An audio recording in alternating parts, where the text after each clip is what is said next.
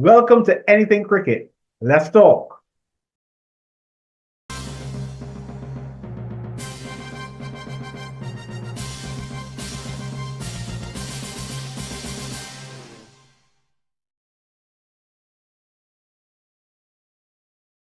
Well, the talk is really going to be about Roston Chase, the man who has recently been named as the new West Indies Test captain.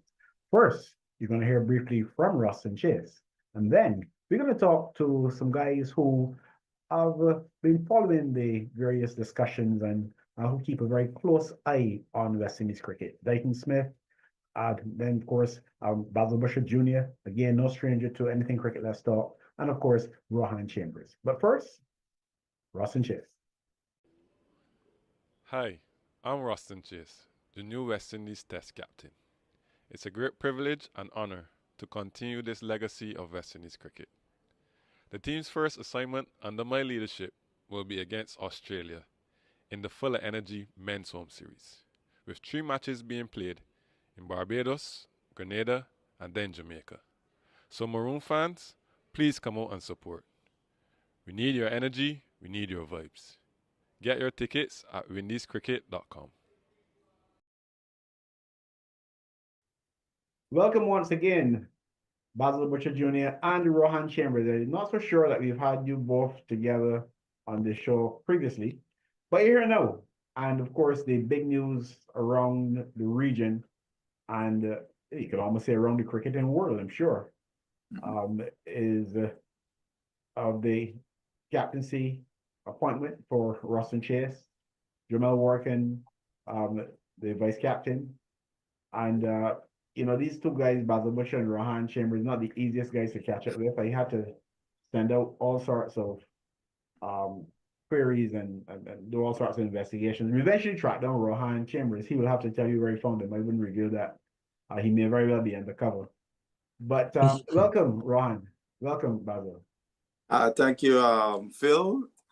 Thank you for inviting me, and hello to Rohan, and hello to your viewers. So, Yeah, thanks as well, Phil. yeah, so this news about the captaincy of the new captain, and somebody pointed out to me not too long ago that it seems to be a lot of spark a lot of interest, a lot of discussion, and to them it seems as though that's more the normal. Do you think it's fair to say this has provoked more discussion than the announcement of a captain would normally do? Ron? Uh, I would say yes, in a sense. There are some obvious concerns which the average person may have, which should be quite understandable, right? Um, Previously, they may have been captains on, borderline, and some people may not have like a particular person because of the country they are from and whatever the reason is, right? But I think in this particular case here, in for Roston Chase, the question is, or the issue is that he hasn't made a team in the last 2 years, I think, right? So you're picking someone who could not make the team on merit. That's the fundamental question right here. Mm-hmm. It's not like he took a break for 2 years of his own choosing. He was dropped basically, and now you're calling someone who couldn't make the team to become captain. That just forget cricket. Think of any other sport, if that makes sense to the average person. That's the fundamental question right here, I believe.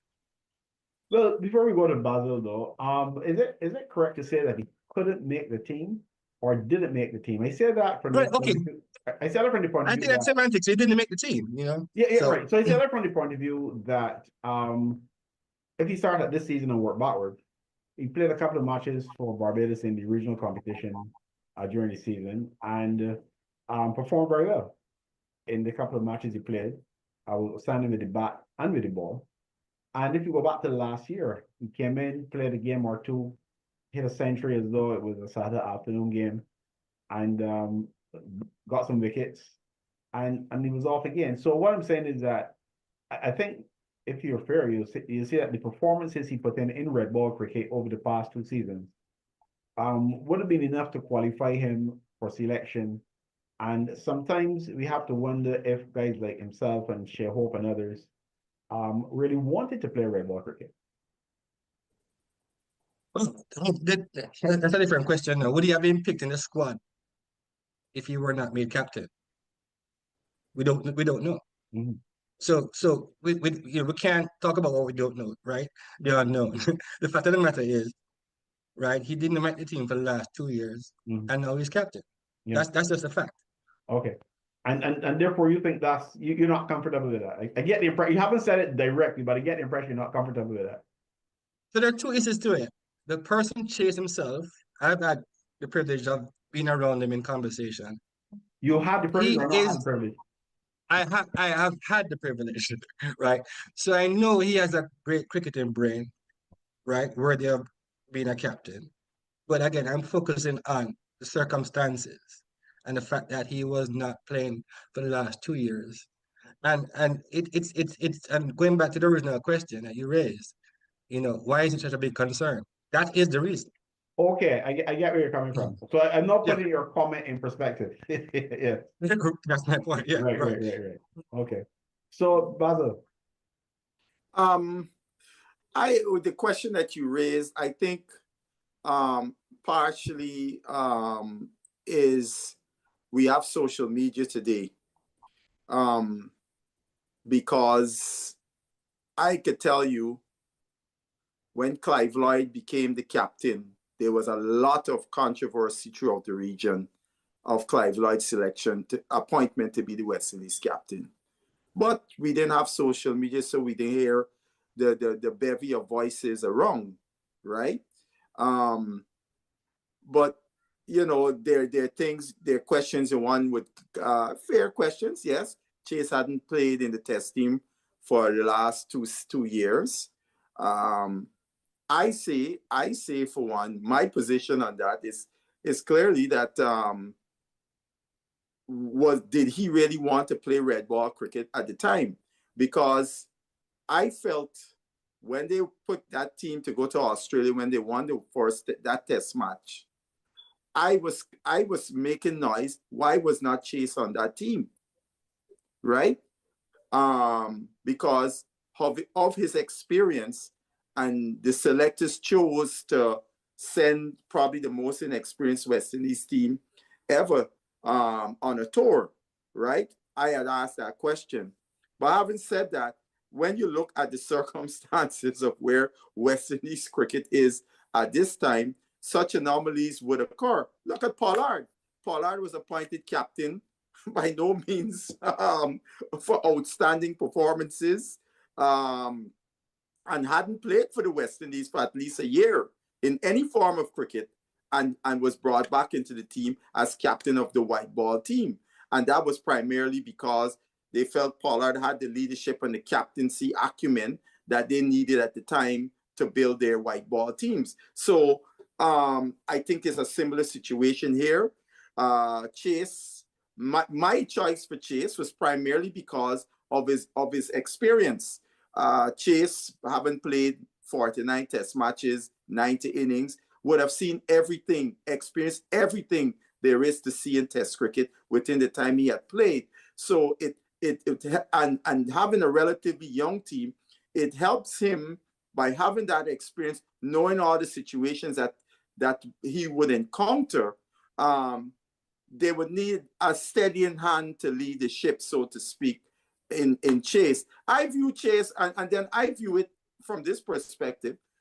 This is a guy that probably would be captain for the next cycle, the 25 through 27 cycle. We got a couple of young guys that people feel that can be leaders, West Indies leaders.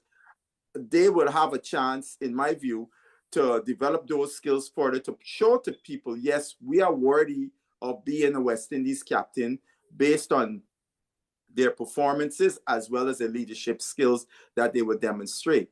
I'm not going to go beyond that because I want to say something in that reference to the vice captain that was selected. Because me per se would not have selected the vice captain. And why I say that is because of these young players that we have that we see as leaders in waiting. I would have done a cycling of them into that position so they can get the chance to be a leader within the team, and we can view them. That is the data I want to see, how they act in those positions, that when time comes that we got to choose one of them, we would have seen them in action in these positions, as well as if they're captain their other teams and the regionals and so on. Rohan, I don't know if you want to respond to anything Basil said, but if so, you can do that. But I'm also going to throw a question to you. You can decide which you're going to do first. The system that was explained, that was used, I know you've got some experience in the US and maybe even other places with sports teams in cricket, and I wouldn't be surprised if you've dabbled in some other sports in terms of, and you too, Basil, so I'm going to come back to you with that. So just talk to me about the system, what you think about it. And I say this from the perspective that some people wrote it off as nonsense. You may think that as well, or you may not. But how do you see the system that was actually put in place to select the captain? What do you think about it? Well, I have not followed all the reports in detail. I'm just going by the snippets I'm hearing, here and there. And I believe there were some interviews being done Yes, for the and psychometric captaincy, which tests is and so on, we heard about. which is a first. So I'm not going to label anybody's efforts as being wrong or not the right way to do it. There must be some benefit in doing that, right? So give that whatever credit is due for that process, right? It's a first for West Indies, I think. So it's new, but that doesn't mean it can't work, right? So I'm not going to dispute that process as being wrong. Good. Whatever process they wanted to use, fair enough. Again, historically, from a West Indies perspective, we have always had a captain, for the most part, who made the team first. Mm. Good. Sometimes he was our best player. Whether that's right or wrong, that was always the case, right? I know at one point we had Sammy as captain, who at that point wasn't necessarily our best player, right? But was a good leader, right? So he proved the point that you can be a good leader without being the best player, right? So, there's a strong case to be made that you don't have to be the best player to be the captain. So it works both ways, right? So I'm not going to comment anything negative about the process. They pick a process, fine. The sad thing is that we had nobody that was a front runner, so to speak, right? That's the thing. We had no front runner. I mean, Jasalga was being groomed, but then not being picked in Pakistan, right? Just threw that up in the air. Zara Joseph was the vice captain once, right? A couple series ago, but then he had, I think, an incident in one of these matches where he came off the field, and that may have, put a damper on his chances to be in leadership going forward. So the two people that were being groomed, for some reason or the other, were no longer contenders. I mean, personally, for me, I would have loved to see someone like a Jason Holder be the captain. That would have been the person I would choose to be the captain of all the candidates, right? Okay. All things considered. Good. So there must be some benefits to that process, and I will give the Cricket West Indies the benefit of the doubt for whatever process they choose this time, that they did the right thing in their best interest, based on what they thought. So, yeah. What do you think about the process, Basil? I got to see a little bit more in depth of the process. My queries is twofold in regards to the process. I said, how so? You were part of you were a consultant? No, a guy posted their test. I guess the test. A media release where they had the categories in which they looked at the players' psychometrics, leadership skill, things, respect with the teammates, knowledge of the game, and so on, right? So I have two queries in relation to that. One, I would like them to present to us how they weighted each of those categories, right? Because you just putting it out there, it leaves for more speculation on our part as to how John Jones got the position. Now, if you give us we don't need to know what the answers by the players, but just let us know how you weighted them. So we could look at it and say, all right, that makes sense or it doesn't make sense. But just telling us the categories without context, to me, leaves something left to be desired. And secondly, in my view, looking at when they put the categories, I remember when I did level 3 Cricket Australia coaching, sir, there was a scouting thing that we went through because they had come to the United States and worked with the Boston Red Sox to develop a scouting system for their players. And one of the categories was the player's character. And all those categories that I saw that you would see in the grading, the stuff the West Indies board there would come under a player's character. So what I am saying, that testing to me would be even more useful if you use it in part of your scouting of your players. This is part of your, if he's a batter, you go through all the categories of the skills that a batter should possess to be an elite, as well as this character part, which would come from this kind of testing, or even a questionnaire or interview, you're talking to the players and so on. You would have that because here in the United States, where me and Rohan live, NFL teams, NBA teams, prospective rookies to be drafted, they go through an interview process to determine all of these mental and leadership things and so on and so forth for a team to determine, well, this guy has ticked these boxes, so he can probably be a good pro. That's why I would have liked to see, not for that to be the thing which deliberated who became the captain. And the other thing, what Rohan said, I wanted to touch on, I forgot to say, one of the reasons why there's an uproar also is because we didn't have any outstanding candidate. All of them was together, and so you could take negatives from one and the other or positives all over. So you will have a lot of fanfare all over the place because all of them have high negatives, positives, and so on. So because of that, you're going to have this back and forth regarding them, because none of them were front runners in my view, neither. Before we go back to Rohan, you said that you had an issue with the choice of a vice captain. Well, not so much your choice, you said with the idea of naming a vice captain. Yeah. I don't think, because let's think about it. Let's look at it for a second. As Rohan pointed out, we have had a few vice captains of recent times, and now they have been shifted to the side, right? Chase also was a vice captain. As people have been saying, the vice captaincy of West Indies is a poison chalice. By the time you accept the role, before you turn around, you're out of the team, right?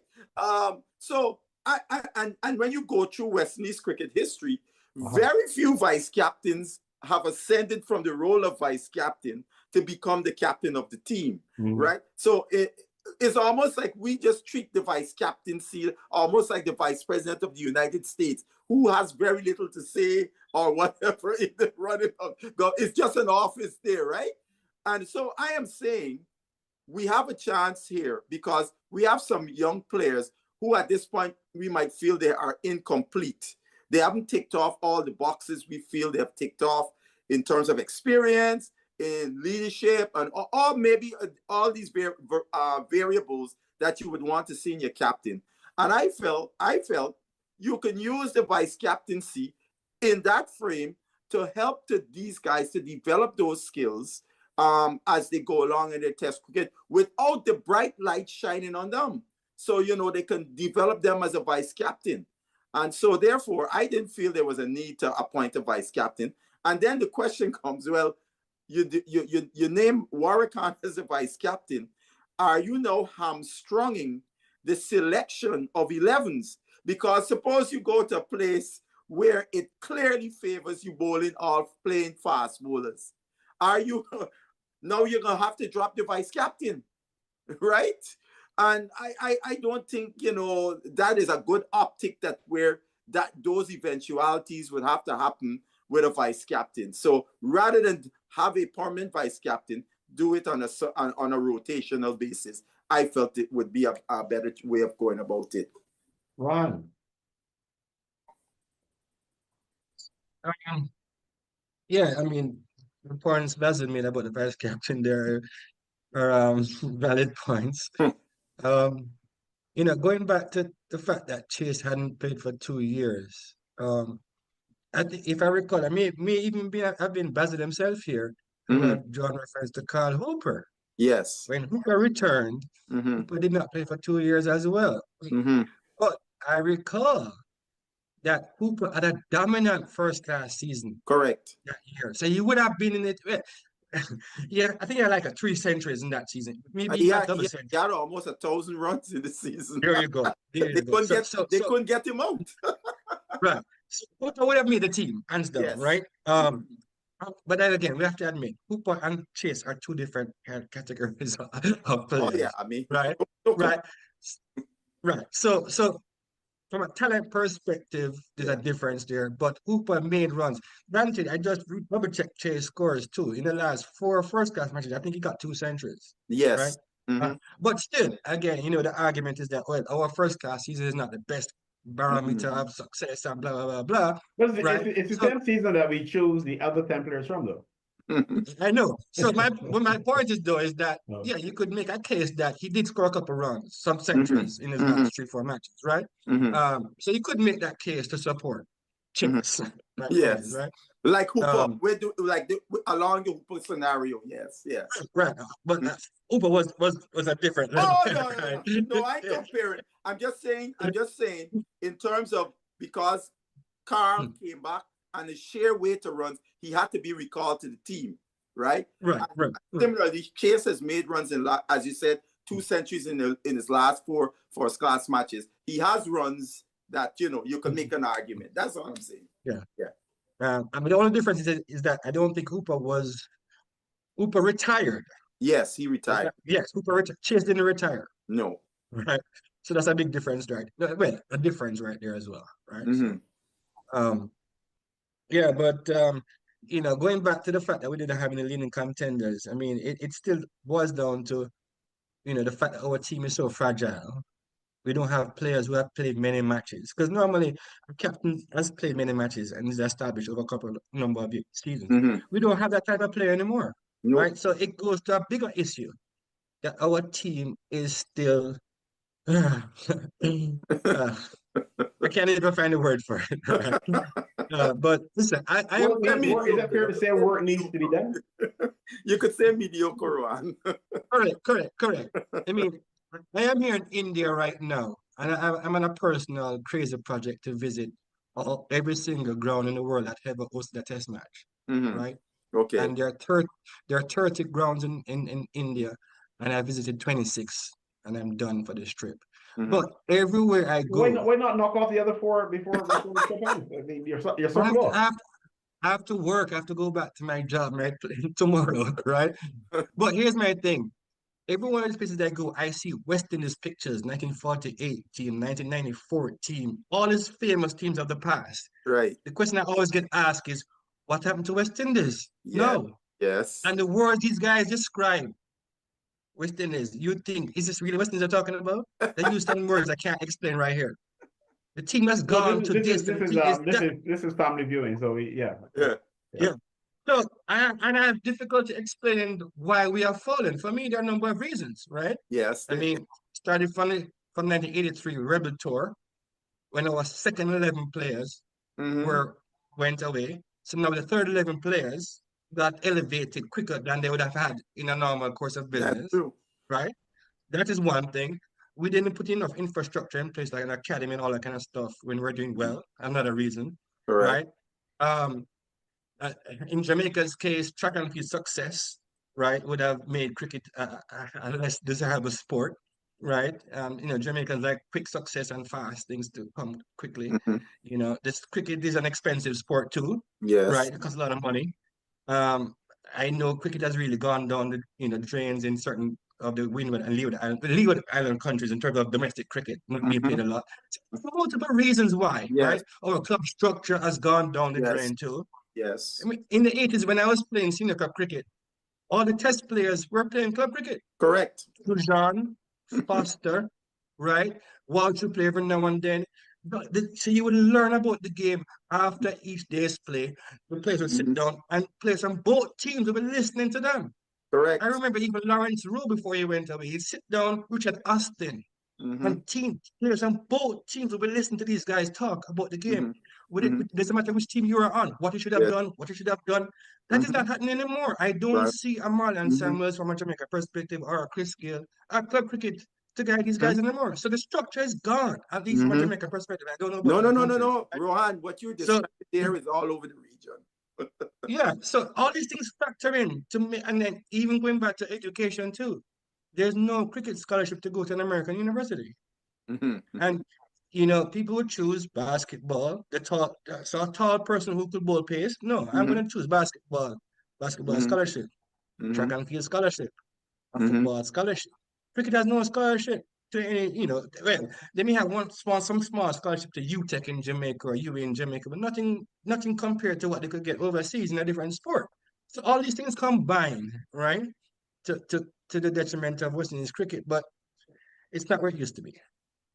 Yeah, Rohan, what you just described there in terms of the foundation of the club, where the players of the current test players, sometimes the national players, the past players who still playing, and the discussions after the game and so on. When my dad retired, my dad played club cricket for another 10 plus years after he retired. And the thing guys would always say about my father was that after the day's play, he would sit down for 2 hours at least, because then we didn't live in the capital city. We lived in Linden, which is another 65 miles from the capital city. And then he got to jump in his car, drive home to Linden, and wake up early Sunday morning, drive back to Georgetown to play, right? And those things are no longer, because he used to say to me, he learned 99% of his cricket in the dressing room, right? Mm-hmm. And the foundation and what all the points you raised there, Rohan, I don't think we have had a comprehensive study as to the deterioration of West Indies cricket. And because we have not had that, the solutions that have been put in place is what I call piecemeal, because they have never looked in a comprehensive manner at all these factors that went into why our cricket got to where it has come and continue, and is not moving anywhere, despite some want to talk all the fancy talk. We still languishing at the bottom for the most part in all the formats. That and because of that, no solutions. We've never had a comprehensive solution, for example, to address the demise of club cricket. And as you correctly point out, the game has become even more expensive to play from an individual perspective and from a collective when you look at clubs. Because you would remember there was a time where club dues could have maintained a club. You can't maintain no club on club dues. And this generation, for the most part, they don't want to pay dues, period.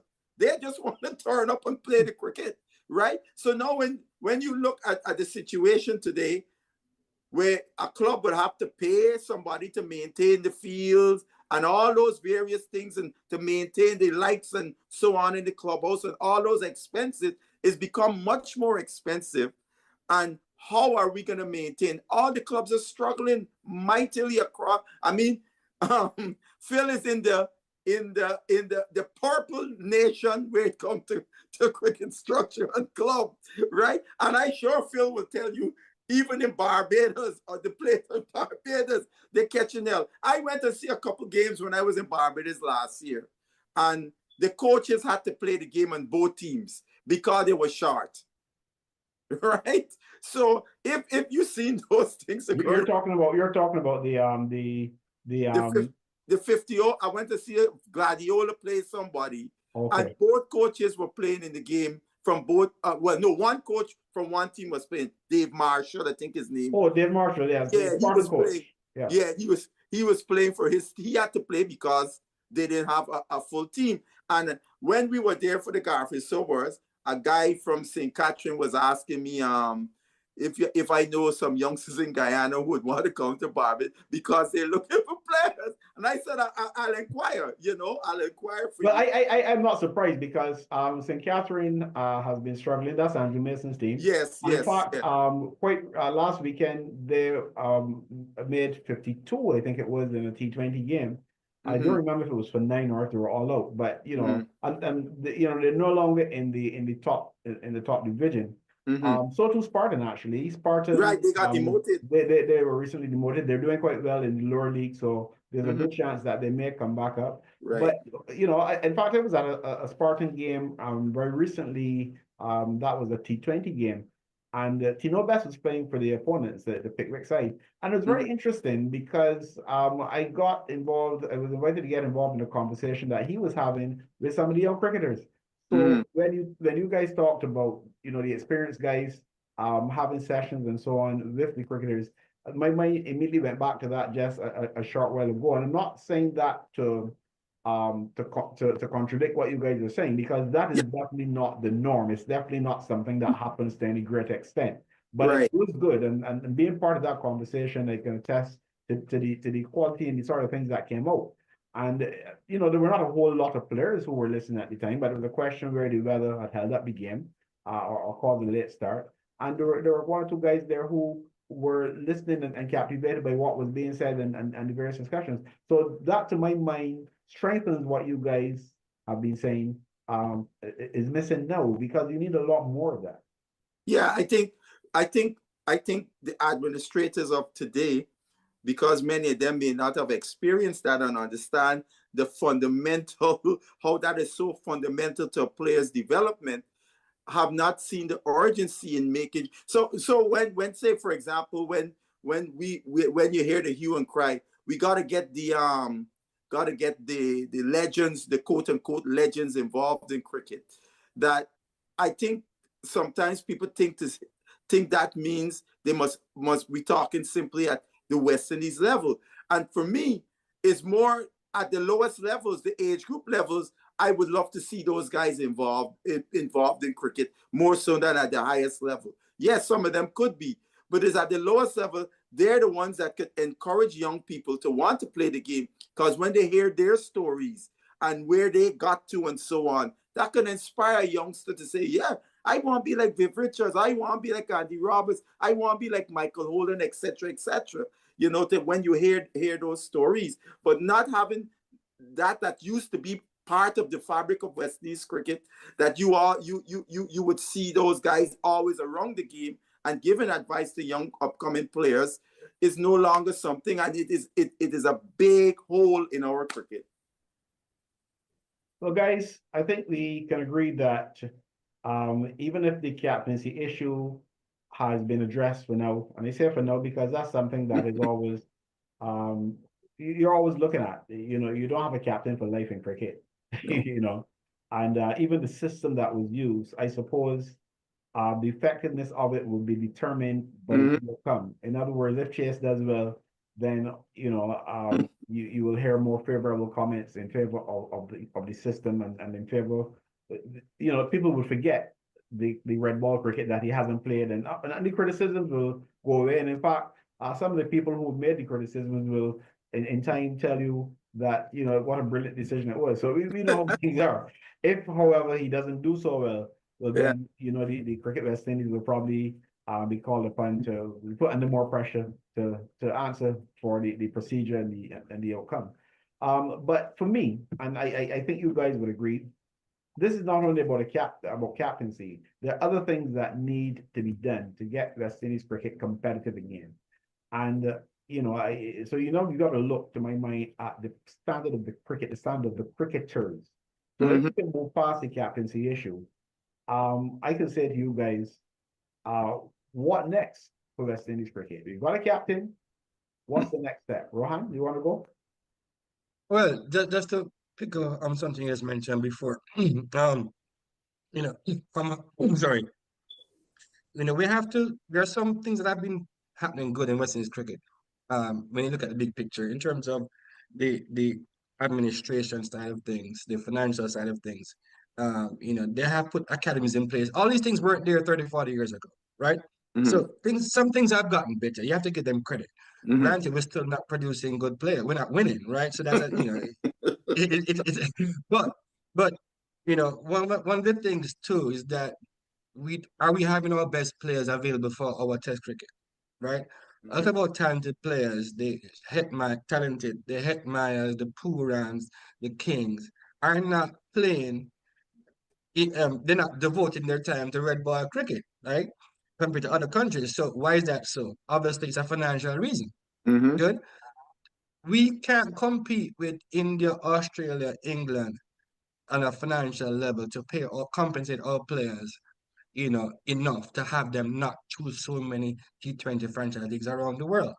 That's the problem that we have to acknowledge is a problem, right? For West Indies, it probably impacts maybe other countries too, maybe South Africa, I think, maybe New Zealand, I don't know, but it definitely impacts West Indies, right? So we can't ignore the fact that there's a financial and economic aspect to this too, as well. Good. But yes, a captain is always as good as his players, right? So, you know, Chase, when the team wins, people hardly praise the captain. When the team loses, the captain gets all the blame. So we can only wish Chase success, but it's a long grind. It's a long grind for us to get back to where we used to be. It's a long process, and I wish the team all the best every time. And I hope things work out. But it's going to be a long hill, long steep hill to climb. Basil? Yeah, I unite with everything that Rohan said, but and I think the honesty that has to come from the that has to consistently come from administrators is that this process is not a 2-year, a 4-year, or even 5-year process, right? I remember Ricky Skerritt when he was president. He did the Sir Frank Warren lecture, and pretty much showed all the changes, how much coaches we had, how much money had been spent, and all these various things. Yet still we are languishing. So it would tell you that it came down to the crux, as Rohan correctly said. Yes, you got the academy and so on, but we're not producing the quality type players, right? So the question has to be asked, why are we not producing the quality type players? And that is a fundamental question that has to be asked, because when West Indies cricket was at its best, the competition, the standard of cricket, all the way from age group cricket all the way up, was of a good caliber. So those that ascended that ladder, that got to the top, had to be of good quality, right? But today, you don't have to have that kind of good quality to get to the top. And that's because, and so how do we go about it? How do we go about in this standard? I'll give you a quick example. And this goes back to the 90s. I would go home to Guyana on a regular basis to see test cricket. And so while I'm there, a club that I followed, DCC, I would go to watch them play. And there was a player named Darwin Christian, a wicketkeeper batsman from DCC. And I remember one year I went home for the holidays, Christmas holidays, went by the club, and them guys said, Butch, we got a bad little guy named Christian. And I hearing this talks about this Christian. So every time I go home now and they got the first division, my first question I would ask, point out who is Christian for me. And then guys, Butch Christian in Trinidad playing cricket, right? So because the club in Trinidad are paying, right? And so a bevy of Guyanese players and from other parts of the Caribbean, starting in the 90s, went to Trinidad and played club cricket. It is out of that structure, the Bravos, the Pollards, and all of those Trinidadian players emerged. Because if you remember, there was a time West Indies team was filled with Trinidad players because it seemed like Trinidad was producing all of these players. But it wasn't an accident. Their club structure was of a high quality because of all the various players coming from various Caribbean territory, which in turn would would diminish their club cricket in their respective territories because the guys were coming to get paid. Because I would go and watch a first division game in Guyana, and you would see guys playing first division had no business being in the first division team. But because the plethora of their club mates are in Trinidad getting paid, they're getting a chance to play. The question was raised, the then Guyana Cricket Board president said, yes, it's a problem. We have to see what we can do. Nothing has been done. It just continued and continued to where you go and watch a first division match and you want to know, is this first division cricket playing? You know, so I don't have the answers. I have given some of my thoughts, but I think it's something that all heads got to come together and look at this and look at the new environment we're in. We're not in the environment as Rohan described, where test players would be playing club cricket and so on, because now these days, as soon as them guys quit playing cricket, they quit. They don't have nothing to do with club cricket like the generations of the past. Even though when guys retired, they still went and played club cricket.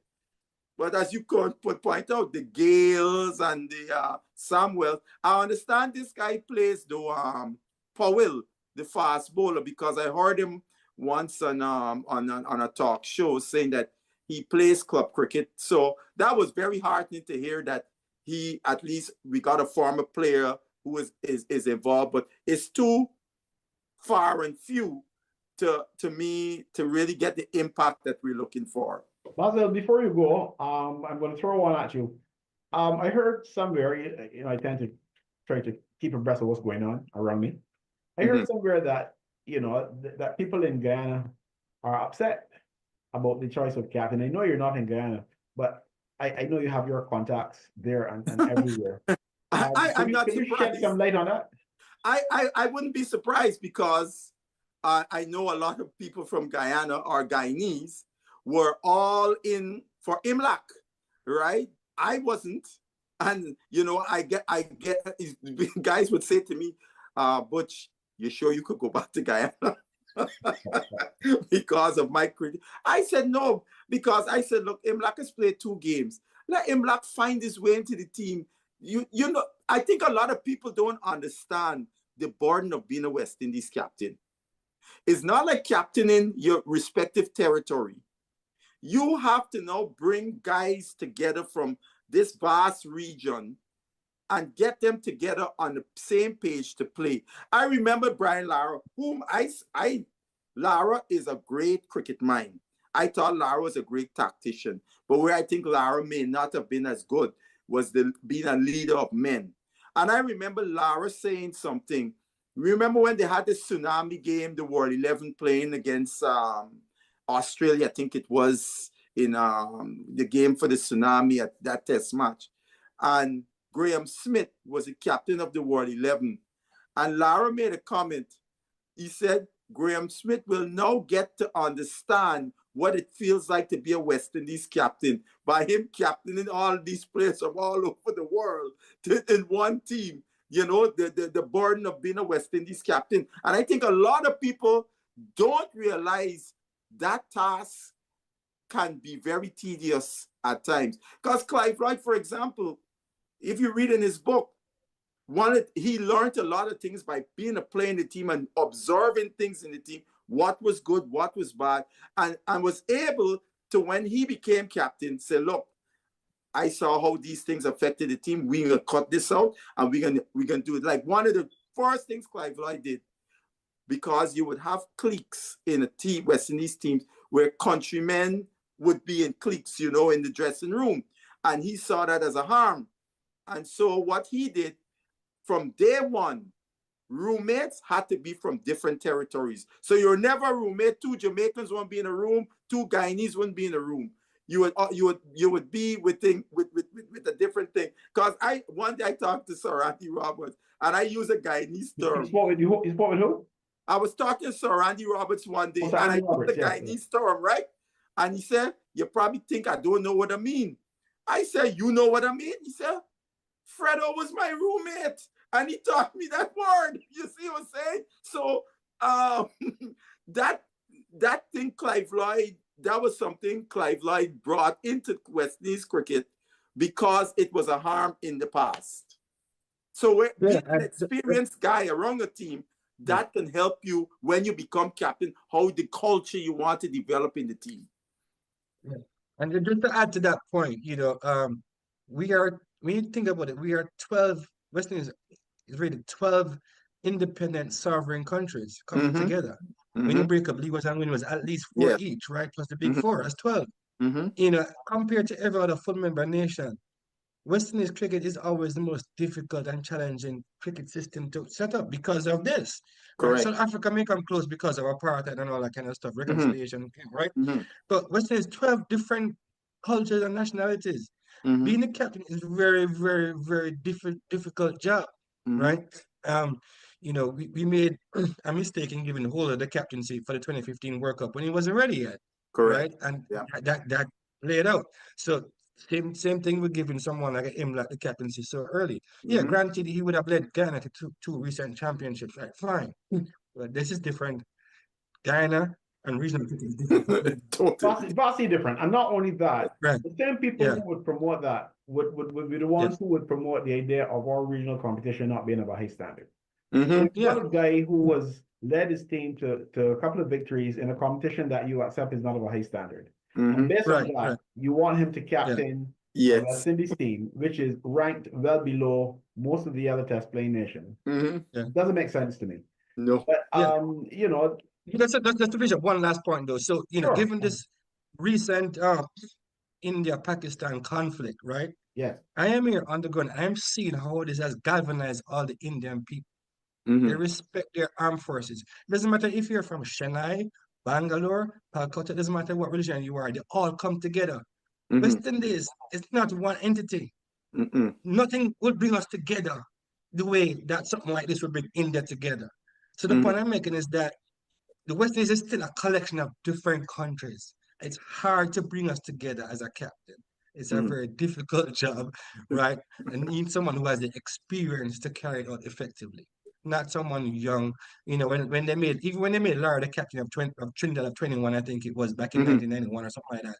It was too young for him to Mm-hmm. that point, even Mm-hmm. for Trinidad. But you need maturity to be a captain, and especially for the West Indies team. Yep. You see, we use captaincy in this part of the world, unfortunately, for reward and status. Yeah. So I want this guy to be the captain because he looks to be the best player or the best player in the making. So he has to be the captain. I've heard some ridiculous things in my life already. I've seen situations where you've got a 16 or let's look at a Joel Andrew, okay, a guy who is that young and has shown some potential, okay, as a player, and you believe that if things go well, he could hopefully be a successful West Indies batsman one day. And to my mind, that's a normal thing. But then you're going to get somebody who will come and say, one of these days he will be West Indies captain. So what? What is that? Becoming West Indies captain doesn't mean that you're going to win something, or it doesn't help. I would like Joel Andrew and any young cricketer with potential to be successful with bat or ball someday. Mm-hmm. We tend to use this thing as some sort of status symbol. You're the captain. We speak of it with awe. All right. And we got to stop that. And that's the only reason really why you would want Imlak to be captain, because I see nothing in it for Imlak. Imlak needs to make sure that he can maintain his place in his side. Correct. And become gain experience at that level. A competent international batsman.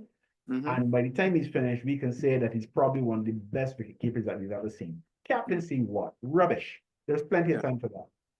I want to add something, Rohan, talk about coming together. In the 60s, why those guys are such icons in West Indian, all across the Caribbean, because as you would listen to that generation, they would say they put us on the map. Here we are, all these small nation states coming out of colonialism. Some still were colonies, and they went to England and beat the colonial master in his backyard. And so you would hear the adjectives, despite their numbers wouldn't match up, to say great this, great that, right?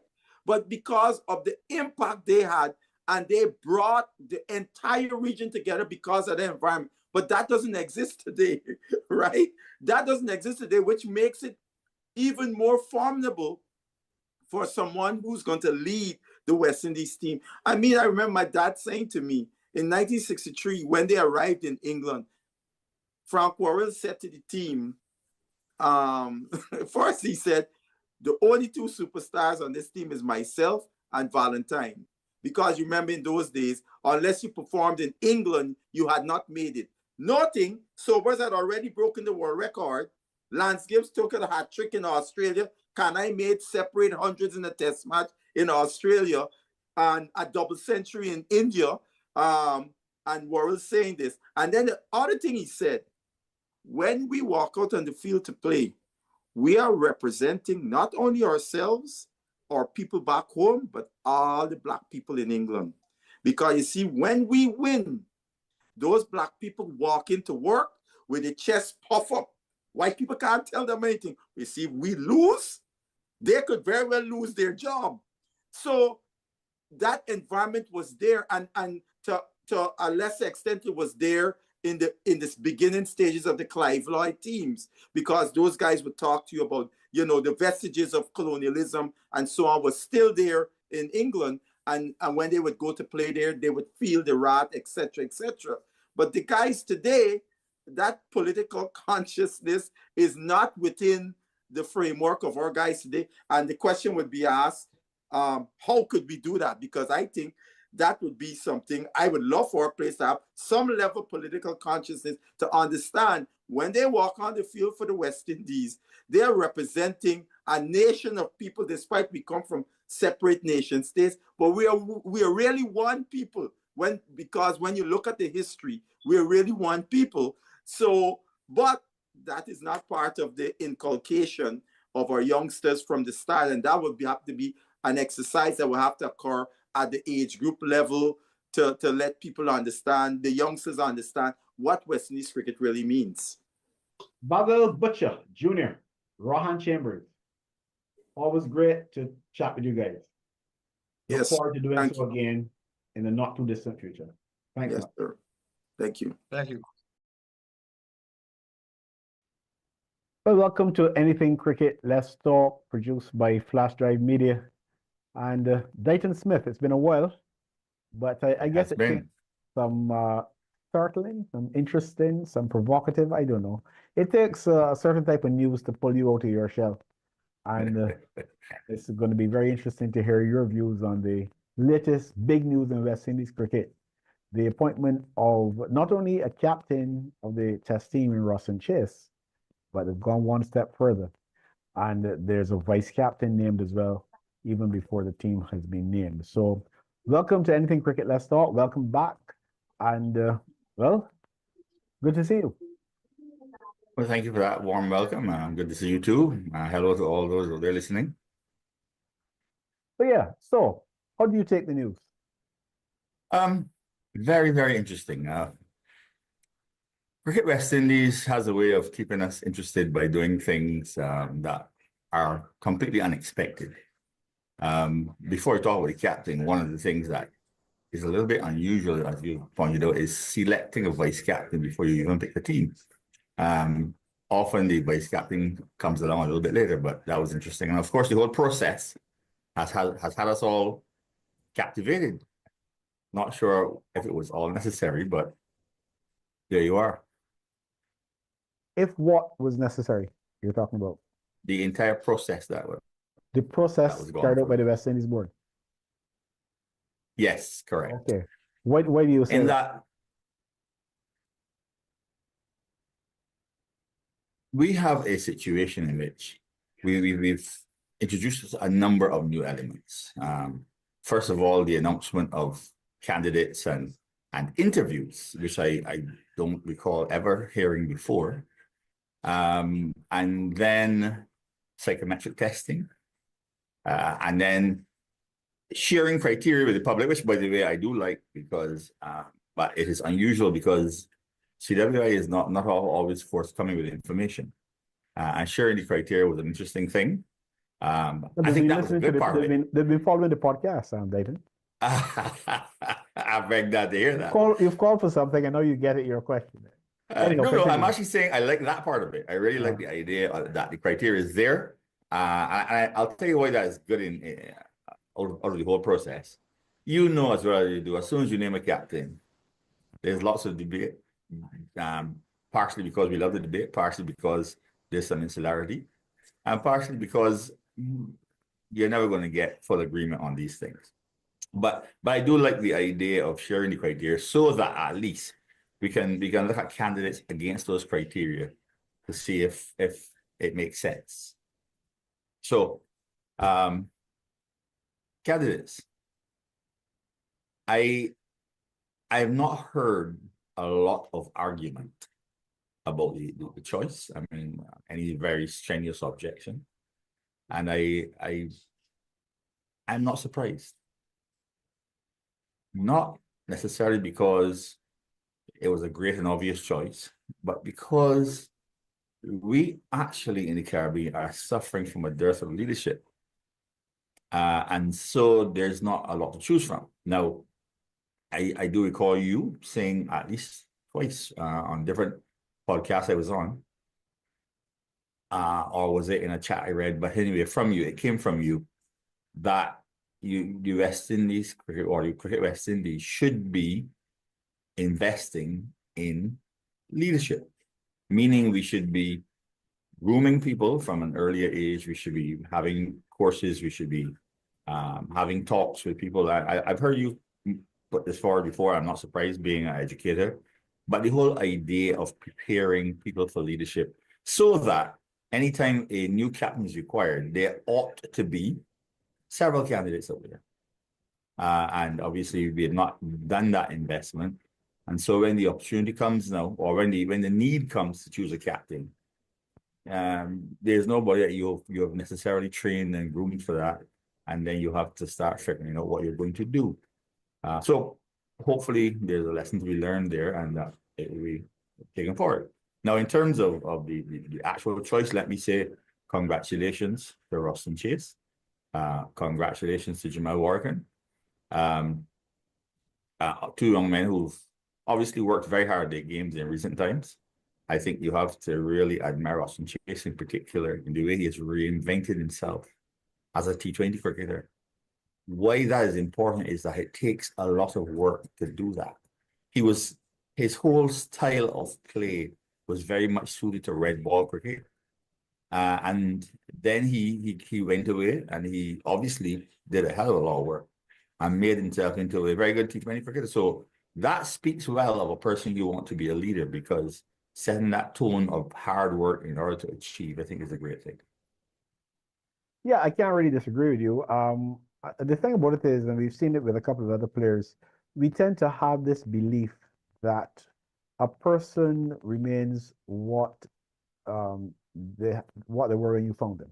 So, Yes. a guy at primary school or secondary school, and he was a batsman, but now he's getting some wickets with his medium pace. And you would hear the comments on part-time. Yes. What is a Yes. part-time? And I think sometimes we're not as analytical as we can be, and we're not basing our observations on performance, but on a mindset that may be Yes. outdated. So Yes. Roston Chase, as you said quite rightly, a game suited to red ball cricket, but I never had doubt that he could make the difference in the same way Shea Hope. Shea Hope had a pretty or still has a pretty impressive record in one-day international cricket. But there were those along who were saying, first of all, that he bats too slowly in one-day international cricket. I never bought into that. I think people have roles. And if his role is to bat through, for want of a better term, then the people who profess to be ball beaters, at the time, people like Pollard and those sort of people, they need to do what they're supposed to be good at. So if Shea Hope is scoring at, let's say, 80 or 90 strike rate and averaging 50 as he did at one point, to my mind, he's doing his job. The big hitters are then supposed to average 40 and score at 120, 130, not because Philip Hackett says so, because that's what the big hitters and the other teams are doing. Exactly. So Yeah. we're actually, There has to be a method. yeah, so we're actually criticizing Shea Hope Yeah. for the failure of the other people. He was doing his job. That's not unusual though, Philip. Remember, we used to criticize Chandler Paul when he was making a lot of runs and saying he was batting too slowly, and there was a problem with that. While other people were averaging 20. Well, So we never criticized Larry Gomes for batting too slowly because we had just about everybody else in the team, knocking the ball to all parts of the boundary. But he did his job. I'm very glad you mentioned that in particular, the whole idea of having people around you who perform. And I'll tell you why I'm glad you mentioned it. When I was looking at this whole captaincy issue, I thought to myself, what are the things that people will normally look at and therefore perhaps object to in relation to the captain? And I thought to myself, okay, so the first thing that might bring some objection is, does a person merit his play based on his performances, his stats, whatever you choose? And I said to myself, it is interesting that averaging 26 in Test cricket, which is mediocre by world standards, Roston Chase makes the West Indies team very easily as a batsman in terms of his numbers. Because if you look at the team that just played in Pakistan, for instance, the last series that we played, he averages more than, and he's only averaging 26, but he averages more than all of the top order in that match, except for Craig Bethel. And then I thought, so what's the other objection you'll come up with? He hasn't played for 2 years. And I thought, how interesting, because a year ago, he came home from playing, I think he won the T20 leagues, and played one match in the 4-day tournament and almost won it by himself. He made, I think, 126. In very quick time. In very quick time, in less than a run of ball. And then he got a number of wickets in that match and almost won it by himself. So, which meant that in terms of red ball cricket, in comparing him to the people playing in that tournament, he was clearly one of the better ones, even though he hadn't been playing red ball cricket. He came in one match and just outperformed everybody else. So I said, again, Deighton, you may recall this season he played 2 or 3 matches for Barbados, a bundle of runs and a bundle of wickets again, and then he was off. But that's why he started from last year, because I'm saying the objection could be that, okay, he hasn't played Test cricket 2 years, but when you put him in the red ball competitions in the Caribbean against the people he'd be competing against for a play, he clearly stands out among them. So, and then it really hit me that that's what the real issue is. We might spend a lot of time arguing about captain, but fella, it makes no difference right now who we make captain, and this is the reason. If Roston Chase is averaging 26, and that is higher than all the top order except Craig Brathwaite, it means that if you put the most brilliant captain there, he's going to be captaining a team that is going to be short on runs. And one of the things that I was taught when I was young is that runs stop you from losing matches. Wickets make you win them. So if you don't want to lose, you got to put a lot of runs on the board. And that is where over the, I don't know, you can go back to 2000, which is 25 years ago. We have been struggling with our batting. You remember Lara making over 600 runs in Sri Lanka in a 3-test series, and the West Indies lost. Yep. So I'm saying we could debate captaincy all we want. At the end of the day, a captain requires his players to go there and perform their jobs. And if the batsmen don't do their job, he's going to be up against it always. You bat first, you find yourself coming up short in the first inning. So then he goes out and he has to make the same decision over and over. Do I go on the defensive from the beginning? Do I decide to attack and hope to bowl the other side out? And then when that doesn't work, you find the game is done in 2.5 days. So the failure by players to do their job makes the captain's job impossible. And that is why our captains in the last 25 years don't have winning records. Because, and we can blame them all we want, because that's what we do. I think we do that, Deighton, because very often we can't do any better. In other words, it's not everyone who can look at a situation and make a logical assessment of what's happening. So you go for the obvious target. The captain. Yeah, the captain. Why not? Right, we said we're losing, He's change starting. him. And it doesn't occur to us that you change him, and then you change him again, and then you change him again, and we have exactly the same problems. So then you ought to ask yourself, is the problem captaincy? Well, you know what my answer is. It's not. Yeah, well, yeah. The thing about that is that, and I'll go back to the Shea Hope point, which I hadn't completely finished with. Shea Hope doing well in one international cricket, having a fall off in Test cricket, and there were those who felt that he couldn't be a T20 player, and I couldn't really understand that. And I believe sometimes people make comments or statements because they don't really follow the game. As Yeah. you know, I'm at cricket every weekend, and Shea Hope is often part of that. So I've seen Shea Hope play from the time he was at school, and I Yes. actually saw Shea Hope in the local competition teach himself to play T20 cricket. And your club, a couple of seasons, Yes. goes back a couple of seasons, I saw him playing for your club, Pickwick. Yes. And he had a brilliant that season. season, if you remember well, there were a number of matches that Pickwick won, even in the 50 over Virgin, with bowl teams out for not too big a score and finish the game in a ridiculous amount of overs. Shea Hope 80 not out and that type of thing. I saw Shea Hope preparing himself to play T20 cricket. So when he got Exactly. into the West Indies team and did well, in fact, it started, I think, in the CPL, I wasn't surprised. We've got to move past this thing that a person remains stagnant. Yeah. Human beings are among the most dynamic creatures that exist anywhere in the world. All you need is the will, and that's what it comes down to. Some people have the will and the work ethic to make themselves into whatever they want to be, but you have to have that work ethic, and I'm not sure that we have enough people around with that work ethic. That's If the a man problem. is satisfied making 25, then he's never going to make himself into anything. Yeah, you're quite right. No, I think West Indies cricket, they have, I don't know if I could, they've solved one problem for no, and I say for no because the choice of a captain, a vice captain, and any decision you make in cricket, the choice of a team is never something that ends there. You know, you've constantly, every time you play a game, the conditions are different, the opponents are different, so you've always got to be looking at your team structure. And likewise, you choose a captain, but you know nobody's captain for life. So you've addressed a particular issue at this point in time, and they have tried to convince us that they've done it in a structured way. You may agree or disagree with the structure, but the point is there was structure. I will accept that. I accept there's a structure. But that's only part of the problem. And you already outlined what I'm going to say. I'm just going to put it in a little capsule here now by saying that you've now got to turn your attention to addressing the problem of standards, performance.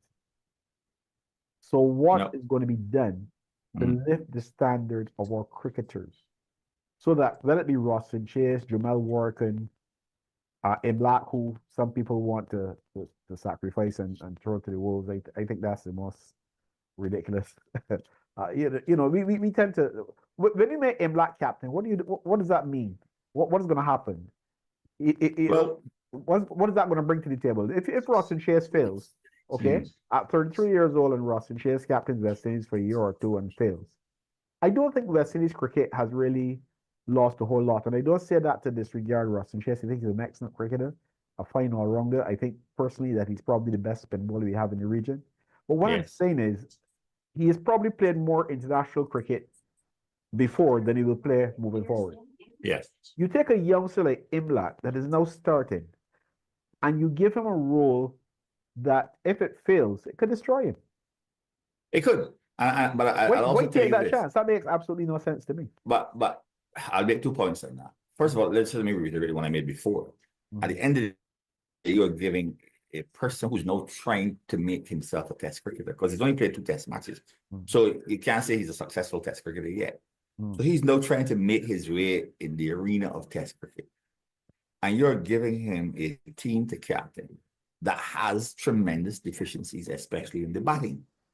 So you're giving him a huge burden. That's number one. But number two, to go back to the whole issue of making himself a test cricketer, Kevin has played 2 test matches. 2. So when you select a person in those circumstances, unless that person is very strong mentally, he's going to have a problem, because his first problem is, can I keep my place in this team as a wicketkeeper batsman? That's his first thing. And I haven't played 2 test matches. We can't answer that question yet. So why are you going to put him in that situation? That makes no sense. In fact, if you've now decided, and I don't know if they have, but if you have now decided that he's your wicketkeeper batsman, then let the guy get on with that job and try to help him be a success at it before you start complicating his life. And if he's successful at that, that will improve our chances of doing well. Because Exactly. I saw him bat in Pakistan, and I think he's got the makings of a pretty good batsman. And if Right. he turns out to be what we expect he can be, that's going to make a significant difference to the team.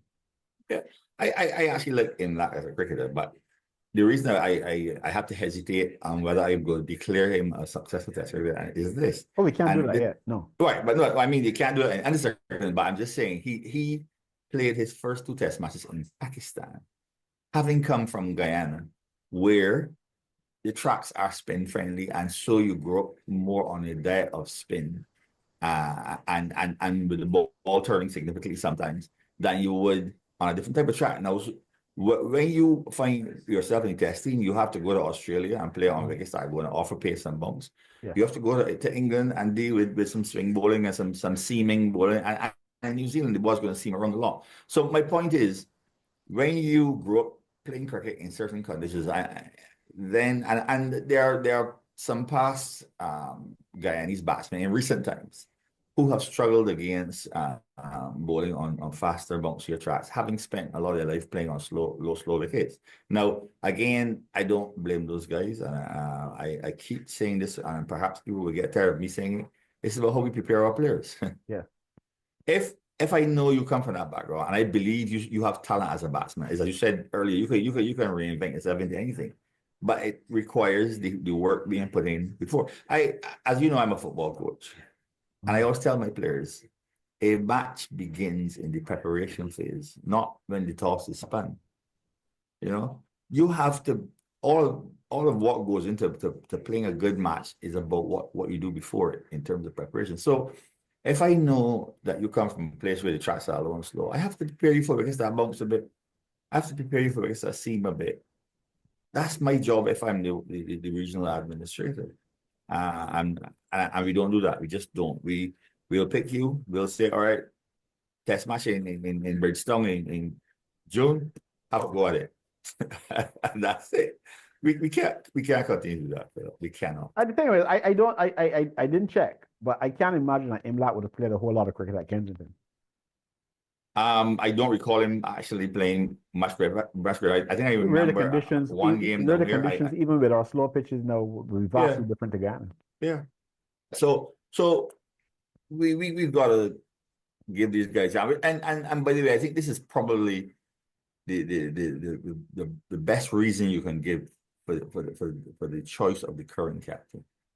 It does give all these guys the opportunity to focus on being a better test cricketer, and then later on we can look at captaincy, because Imlak is younger than Chase. By a distance. If he has, pardon me. I said by a distance, by a good distance. Yes, he is. So you give him 2 or 3 years, and he makes himself into a decent test cricketer. That's a better time to talk about captaincy, because now you've got a guy who's had the experience of captaining his country. Then he has the experience of playing at test level and hopefully doing well. And now you can say, all right, is he ready to captain at test level? I think that's a better progression. I by the totally way, agree. Yep. Sorry, go ahead. No, go ahead. I was simply saying. No, I was going to say that I also have to mention, it would be remiss of me not to, and especially in this whole spirit of reinventing yourself. I was very pleased to see what Joshua De Silva has done recently, because he lost his play in Pakistan, and there was a lot of discussion about which is the better wicketkeeper. And as you know, in the modern game, a very important part of being chosen as a wicketkeeper is you got to be able to bat. And he has clearly come back and done a lot of work on his batting, and kudos to him. He's done very well in the 4A tournament in terms of the amount of runs he made and the time he spent at the wicket. And I think we need more of this in our cricket, because now you have a genuine battle for that wicket-keeping spot. And in fact, if he keeps buying like this, and given the averages of our current test players, there's no reason why he wouldn't be competing for a batsman's place. And I think we need more of that, so that when a player has played in the last series, he can't be satisfied that he's going to automatically play in the next one after averaging 23. You have to feel I'm under pressure because there's somebody up there at the first class level averaging 41, 51, 61. And therefore, I have to be worried about that and be doing something to make myself a better player. So let us see. Fair enough. So, as I said, the part two of the mission now to work on the players. Yes. We accept that they've got to work on themselves. They've got to be committed. We looked at people like Hope. We look at people like Chase, and of course the others who have worked hard. I dare say on their own. And when I say on their own, obviously they would have had support from people around them. But I say on their own in the sense that it's not being part of any Cricket West Indies initiative to really. Yeah. I mean, we heard years ago when Hope was left out to decide that his issue would be addressed, and up to this point we don't know that has really happened, other than what Hope himself has tried to do. Yes. I am one of those people who believe that if you have a team, those who say the players have to do things on their own, of course they have to do things on their own. But which franchise in football, basketball, or any professional sport do you know that depends 100% on what players do on their own? You as the franchise, you as the owner, you've got to do your bit. So what can West Indies, Cricket West Indies do, you think, Deighton? Yeah. To Well, show some... before I tell you what they should do, here's what I'm saying. If West Indies appointed me as captain tomorrow, my first act would be to go and have this discussion with them on this very subject. I would go to them and say, what are you doing to give me troops that can function on the battlefield? I would be seriously asking, because I'm sorry if I'm offending anybody with this, but I have to ask this question. And as a captain, I would go and ask it. If I look at the performances of batsmen at the regional level, pick any time you like over the last 10 years, you have to ask, why is it that some of our batsmen be considered to be our leading players cannot average 40 at the regional level? Is that just the batsman, or is that a failure of coaching? Why is it that our regional coaches and even the West Indies coaches are not able to help these guys to the point where at regional level, sometimes on tracks that don't offer the fast bowlers much, why can't they average 40? In fact, why do so many of them struggle to average 35? And so I think that's a reasonable question to ask. Now, in terms of how we would address it, I think that I've said over and over and over again, all of our cricket is struggling because of the failure to address these things at the territorial level.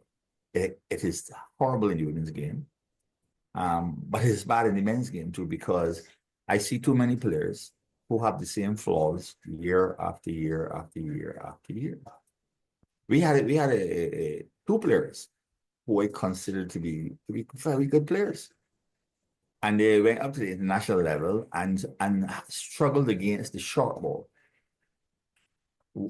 What did we do to help them, Philip? You're talking about Bonner? Who's the other one? Ambrose. Sunil Ambrose. Okay.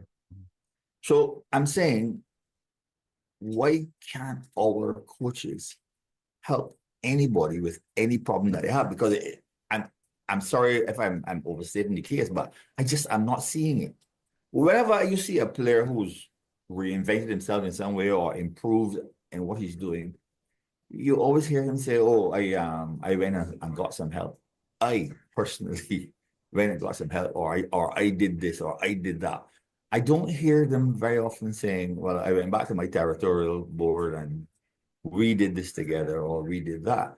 And I really think that that's where the failure of our cricket lies, at the root of it. If we can produce better players at the territorial level, I mean from youth level up, if we have a promising young player and our coaches can work with him to get him up to a standard that we set. And then he goes into the Barbados team or the Dominican team or the Guyanese team. And we can then work him up to the standard that we set there.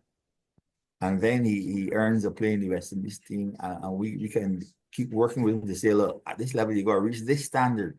And right now, most of our batsmen average in the 20s. So that can't be the standard we're aiming at, really. So we have to be saying at each of these levels, what's the program? Who are the coaches we need to do it? Because if we have the same coaches and we're getting the same poor results, I have to ask that question. And look, even from an administrative point of view, and I challenge anyone around the region to tell me that this is something different happening. But we have players who are contracted to a territory, because all the territories now have contracted players, at least 15. So if I'm a contracted player and I just came back from Pakistan and there's a test series coming up in June, what are my obligations under that contract when I come back to Barbados? Or if I'm Trinidadian, I go back to Trinidad or back to Jamaica. Surely if you're contracted, there should be some program in place agreed between you and your territorial board that when you go back, you can do this, and next time I see you, I can see some difference. And here in Barbados, I don't see it happening. And when I hear of a player who's done some work, he says again, I did this, or I contacted this coach, and this is what happened. I never hear, all right, under my contract, we had this this arrangement and we did this work. I'd love to hear that. That's, I think, where the solution lies. Deighton Smith, always good to pick your brain and to get some insight into the many challenges that face us as a region in promoting our cricket. There are the issues that are, let's say, knocking around, the issue of the possibility of Olympic involvement and things of that nature, but we'll leave some of those discussions for another day. Thanks for sharing your views. And of course, I'll join you in congratulating both Roston Chase as the newly appointed captain, Jamel Warkin, the vice captain, and as a West Indian. I'm West Indian. I'm not English. I'm not Australian. You know, I'm not Pakistani or Indian. I've visited certain places, but I'm West Indian. So I am hoping that these guys can create some sort of positive impact. I'm not one of these dreamers who believes that you install a captain and the captain's going to work magic. But it's a matter of the captain getting the troops together, providing some sort of leadership and some sort of development, so that at the end of the day, everybody moves from one point to the next. And over time, hopefully, we can have a team that can represent us on a consistent basis in a way that we can be proud. Always good to be here, Philip. I enjoy these chats. Thank you for inviting me. Thanks, Deighton.